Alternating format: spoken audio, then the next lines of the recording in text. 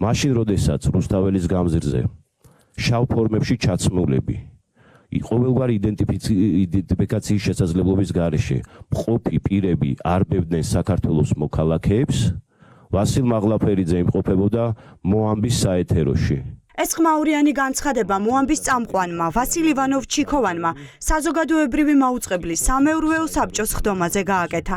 ჟურნალისტი, რომელიც პირველ არხზე წლებია მუშაობს, ხელისუფლების გავლენებზე ღიად ალაპარაკდა და ამაში ვასილ მაღლაფერიძე ამხილა.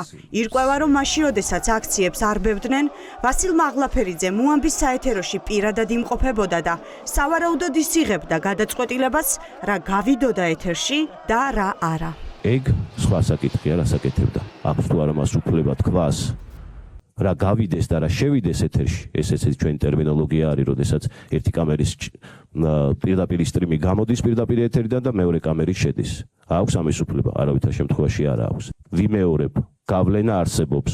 ეს გავლენა არის ვასილ მაღლაფერიძე. და ამ პოზიციას არ შევიცვლი. მაღლაფერიძემ საზოგადოებრივ მაუწყებელში პარტია ქართული ოცნებიდან გადაინაცვლა. მან დღეს ვერ უარყო, რომ აქციის დარბევის დროს ნამდვილად მოამბის საეთეროში იმყოფებოდა, მეტიც თქვა, რომ საეთეროში სულ ორჯერ არის ნამყოფი და მეორედ იქ რატომღაც ყველაზე დიდი აქციის დარბევის დროს აღმოჩნდა. მან ერთი კონკრეტული შემთხვევა მაგალითად მოიყვანა და მართლაც ვადასტურებ, ესე იყო და თინათის ცხოვრება ასევე დამეთანხმოს. იმ საეთეროში მართალი რო გითხრათ, ალბათ ორჯერ ვიქნებ, ერთხელ რო გაკეთდა, მესამე სართულზე რო გამოიტანეს და დამაინტერესდა და მეორე მართლაც ვიყავით. მან სწორი ინფორმაცია აქვს და სწორად მიაწოდეს. ეს იყო სწორედ ის პირველი აქციის დღე, თუ იყო გახსოვს და როდესაც მე სახლიდან გამოვიდეს ტელევიზორში, რასაც უყურებდი და მე ხარ დავიწყებდით ჩვენ დალეწილ ჟურნალისტებს როგორ ვეძებდით და პოლიციაში და ასე შემდეგ და რასაკვირველია საეთეროში შევდიოდით, იმიტომ რომ იქ ბევრი კადრები მოდიოდა და მთლიანად რო დაგვენახა აქეთ-იქიდან როგორ იყო. დღეს საზოგადოებრივი მაუწყებელი საკუთარმა თანამშრომლებმა ამხილეს. მტკიცებულებებით დაადასტურეს, როგორ არჩევდნენ ეთერში გასაშვებ მასალას. ერთ-ერთი თანამშრომელი ყვება, როგორ დაიბლოკა მისსავე არხზე მისი ეპილეფსიანი დიშვილის დაკავება და როგორ იპოვნა ეს კადრები სხვა ტელევიზიების ეთერში. ეგ არის ეპილეფსიური დიშვილი, რომელიც მოყვა დედის თხოვნის მიუხედავად. ეუბნება მეც დამაკავეთო, რა ვიცი, დედის კულტი როგორ შეიძლება კიდე სხვანაირად გაიგო, თქვენ ეს არც ერთი მიმართულებით არ გამოგადგათ, როგორც თანამშრომლის თუნდაც მასალა, რომელიც მეც მქონდა, შემეძლო მომეწოდებინა, ჩემი და ვიპოვე სხვა არხის მეშვეობით, სხვა პლატფორმის მეშვეობით.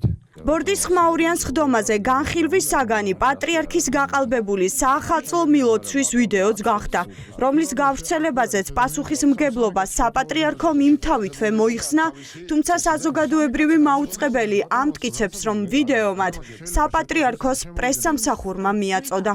როცა პოზიტივის, იმედისა და საზმაოს ეთერში ერთობლივად ხვდება საეჭვო წარმომავლობის ვიდეო, რომელსაც საპატრიარქოს პრესსამსახური არ ადასტურებს, ეს მიანიშნებს ჩემთვის როგორც მოქალაქესთვის რაღაცა ტიპის ჩარევაზე და მართულობის ეჭვს ბადებს. ოთხივე მილოცვა იყო იმ სამსახურების მიერ მოწოდებული, რომლებსაც აქვთ ეს ლეგიტიმაცია და არავინ უარყო, რომ მათი განცხადებით ეს უარყოფია. ძალიან დიდი ბოდიში არ მოგცემ საშუალებას რომ იცხროთ. მათი განცხადებით ეს უარყოფია. კარგი. რომ არა დიდი პროტესტი საზოგადოებრივი მაუწყებლის სამეურვეო საბჭოს ხდომა დღეს ამ კრიტიკული პოზიციების დაფიქსირების გარეშე ჩაივლიდა.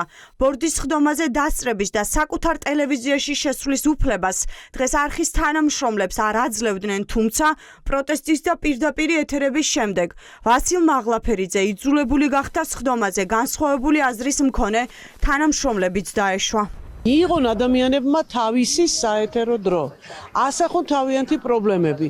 იყოს დისკუსია აბსოლუტურად ნორმალური იმაზე თუ რა გზაზე ვართ და რას გადაუხვიეთ. ჩემი მოთხოვნა იყო, რომ შეწყდეს ანტიდასავლური პროპაგანდა პირველ არხზე, რომელიც მართლა აღვირახსნილ პროპაგანდას ეწევიან. კანონის ჩარჩოდან გასულია ქართული ოცნების ხელისუფლება. საზოგადოებრივი მაუწყებლის მცველები ორშაბათს არხის მენეჯმენტს შეხვდებიან.